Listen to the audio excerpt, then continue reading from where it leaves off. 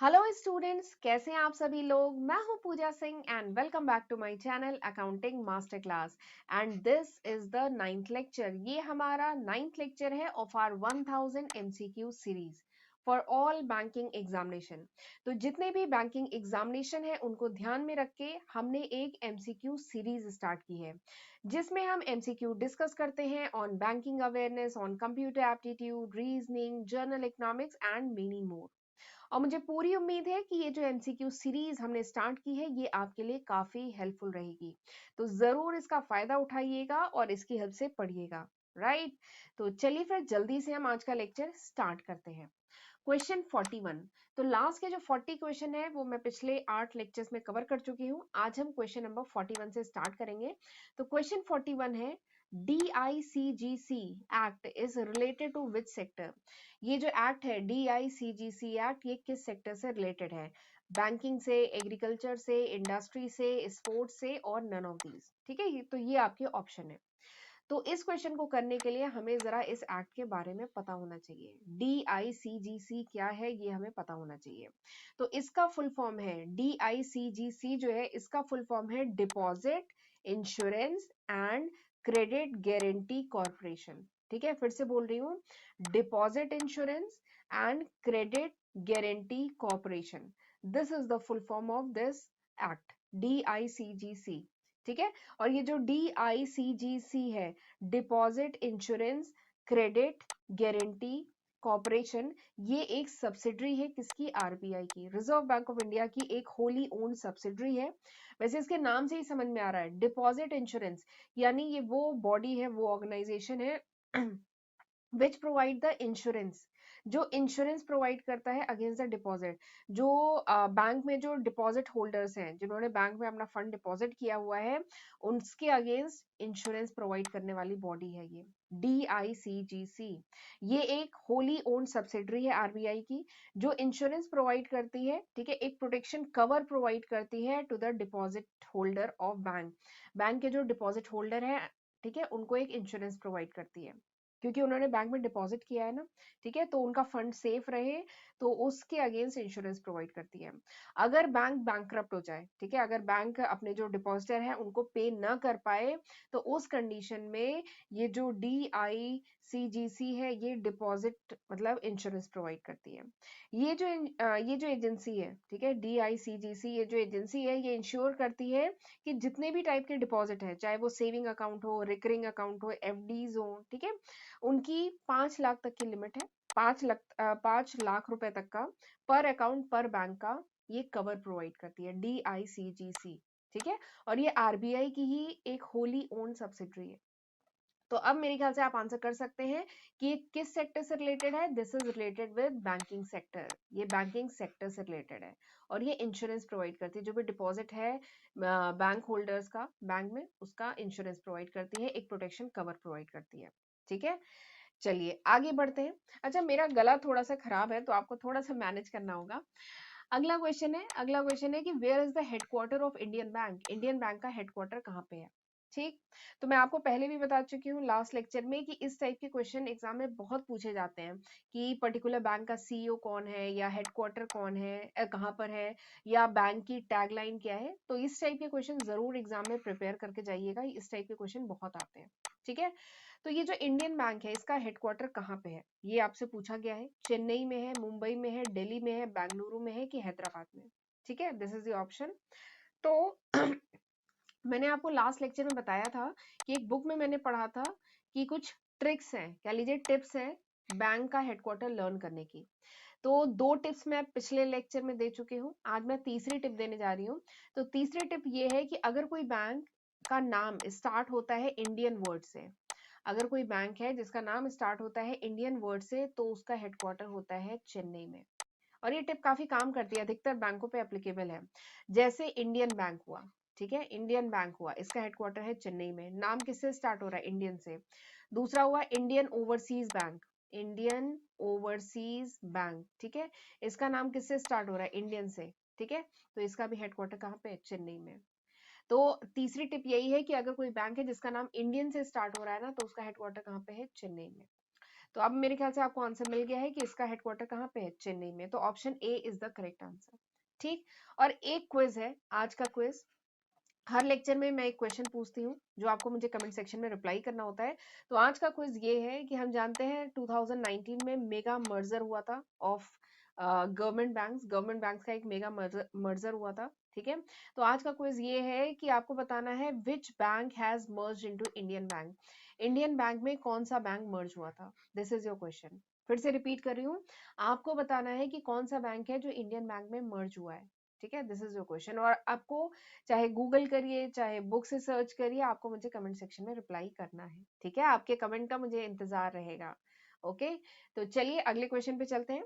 अगला क्वेश्चन है कि which of the following organisation is establish mainly to promote micro small and medium industrial sector in India. आपको बताना है कि इनमें से कौन सा ऑर्गेनाइजेशन है जो micro small and medium industrial sector in India उनको प्रमोट करने के लिए काम करता है। ऑप्शन है नाबार्ड, सिडबी, आईडीबीआई, एग्जिम या ऑल ऑफ दीज। ठीक है। तो अगर आपको इनका फुल फॉर्म बता दिया जाए तो फिर आप बहुत आसानी से इसका आंसर कर सकते हैं। तो चलिए मैं जल्दी से आपको इसका फुल फॉर्म बता देती हूँ। देखिए पहला क्या है, NABARD, national bank of agriculture. ठीक है, नाबार्ड क्या है, national bank of agriculture and rural development. इन नाम से ही समझ में आ रहा है ये जो बैंक है ये एग्रीकल्चर एंड रूरल डेवलपमेंट के लिए काम करता है। अगला क्या है, सिडबी। सिडबी क्या है, small industry development Bank of India. ठीक है। तो यानी small industries, micro and small and medium industries के डेवलपमेंट के लिए काम करता है सिडबी। अगला क्या है, आईडीबीआई। आईडीबीआई का फुल फॉर्म है industrial Development Bank of India. ठीक है। एग्जिम बैंक यानी export import bank of India. ठीक है। तो अब मेरे ख्याल से you can very easily answer. Question में पूछा गया है micro small and medium industrial sector के लिए कौन सा बैंक काम करता है, तो इट्स सिडबी। ये कौन सा है, सिडबी है। फुल फॉर्म क्या है, Small Industrial Development Bank of India. ठीक है। तो सिडबी काम करता है micro small and medium industrial sector के डेवलपमेंट के लिए। तो option B is the correct answer. ठीक। चलिए अगले क्वेश्चन पे चलते हैं। अगला क्वेश्चन क्या है, विच ऑफ द फॉलोइंग। अच्छा मेरा गला थोड़ा सा खराब है तो थोड़ा सा आपको मैनेज करना होगा। अगला क्वेश्चन है कि which of the following is not classified as commercial bank. इसमें से कौन सा क्लासिफाई नहीं किया जा सकता एज अ कॉमर्शियल बैंक, यानी बेसिकली पूछा जा रहा है कि इसमें कॉमर्शियल बैंक का टाइप कौन सा नहीं है। ठीक। तो कॉमर्शियल बैंक तो मैं आपको बता चुकी हूँ, कॉमर्शियल बैंक क्या होता है। कॉमर्शियल बैंक वो फाइनेंशियल इंस्टीट्यूशन होते हैं, कॉमर्शियल बैंक वो फाइनेंशियल इंस्टीट्यूशन होते हैं जो डिपॉजिट एक्सेप्ट करते हैं, जो लोन प्रोवाइड करते हैं, फाइनेंशियल सर्विसेज प्रोवाइड करते हैं, जहाँ पर अकाउंट खोल सकते हैं, saving account, current account, FDs करा सकते हैं, जो बहुत सारे फाइनेंशियल प्रोडक्ट प्रोवाइड करते हैं। ठीक है, तो वो क्या होते हैं, कॉमर्शियल बैंक्स। राइट। और चलिए पहले मैं आपको मोटा मोटा जो बैंक का क्लासिफिकेशन है इंडिया में, ठीक है, पहले मैं वो आपको थोड़ा सा बता देती हूँ, फिर आप खुद ही आंसर कर लेंगे। ठीक है। तो बैंक का क्लासिफिकेशन की बात करूं कि इंडिया में जो बैंक का क्लासिफिकेशन है, तो मोटा मोटा इंडिया में 4 टाइप के बैंक्स होते हैं। ठीक है, कौन कौन से। सबसे पहला है कॉमर्शियल बैंक। ठीक है, सबसे पहला जो है दैट इज कॉमर्शियल बैंक। दूसरा है स्मॉल फाइनेंस बैंक। दूसरा जो टाइप का बैंक है that is small finance bank. तीसरा है पेमेंट बैंक। तीसरा जो क्लासिफिकेशन है दैट इज पेमेंट बैंक। चौथा जो क्लासिफिकेशन है दैट इज कोऑपरेटिव बैंक। ठीक है। तो अगर मैं बैंक का क्लासिफिकेशन बताऊं इंडिया में, तो इंडिया में 4 टाइप के बैंक होते हैं। कॉमर्शियल बैंक, मेरी राइटिंग काफी खराब बन रही है।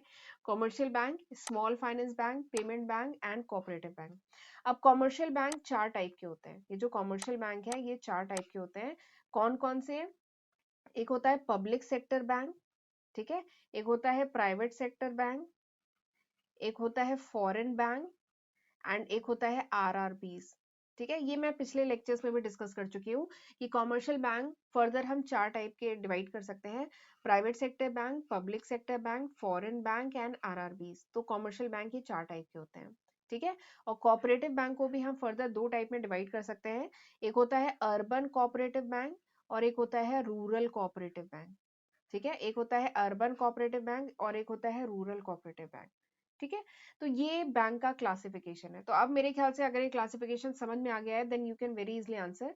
पूछा गया है कि कॉमर्शियल बैंक का क्लासिफिकेशन, इसमें से कौन सा कॉमर्शियल बैंक का टाइप नहीं है। तो public sector bank is a commercial bank, foreign bank it's a commercial bank, private sector bank ये भी कॉमर्शियल बैंक है, regional rural bank, this is also a commercial bank, ठीक है। लेकिन अगर मैं बात करूं अर्बन कोऑपरेटिव बैंक, तो it's not a commercial bank, ये कॉमर्शियल बैंक नहीं है। देखिए कोऑपरेटिव बैंक एक अलग कैटेगरी है, ठीक है।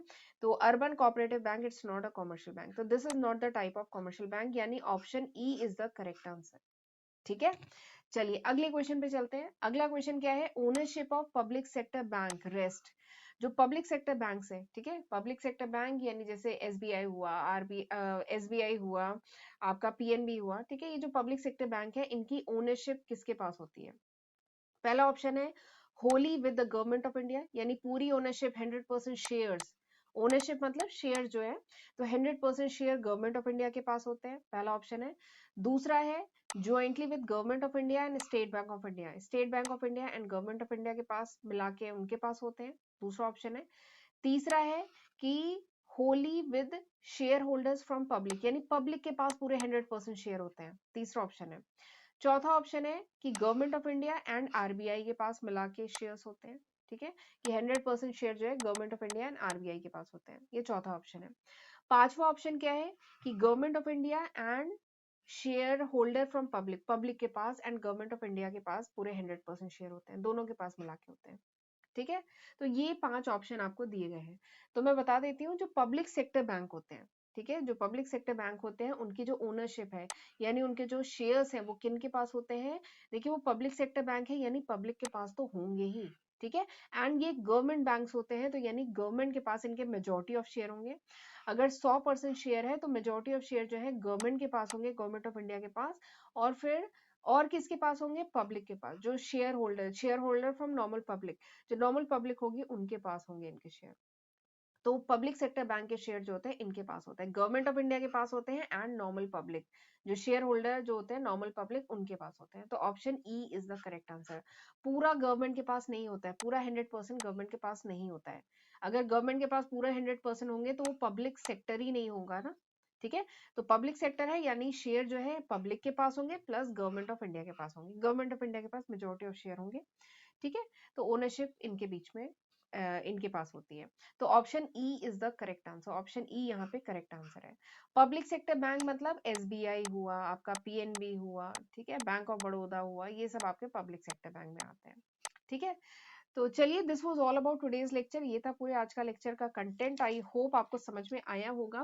प्लीज मुझे कमेंट सेक्शन में जरूर बताइएगा, और आज जो मैंने क्वेश्चन पूछा है उसका भी रिप्लाई कमेंट सेक्शन में जरूर करिएगा। और ये लेक्चर कैसा था प्लीज बताइएगा, और अगर लेक्चर यूजफुल लगा तो लाइक करना मत भूलिएगा, चैनल पे पहली बार आए हैं तो सब्सक्राइब जरूर करिएगा, राइट। और ये जो आपको स्क्रीन पे लिस्ट ऑफ सब्जेक्ट दिख रहे हैं, ये मैं आज की तारीख मतलब मार्च 2022 तक अपने चैनल पे अपलोड कर चुकी हूँ। अगर ये वीडियो आप कुछ महीने बाद देख रहे हैं, कुछ साल बाद देख रहे हैं, तो इसमें मैं काफी नए सब्जेक्ट ऐड कर चुकी होंगी, ठीक है। तो जरूर इसका फायदा उठाइएगा, खुद भी पढ़िएगा और अपने फ्रेंड्स के साथ भी इनको ज्यादा से ज्यादा शेयर करिएगा।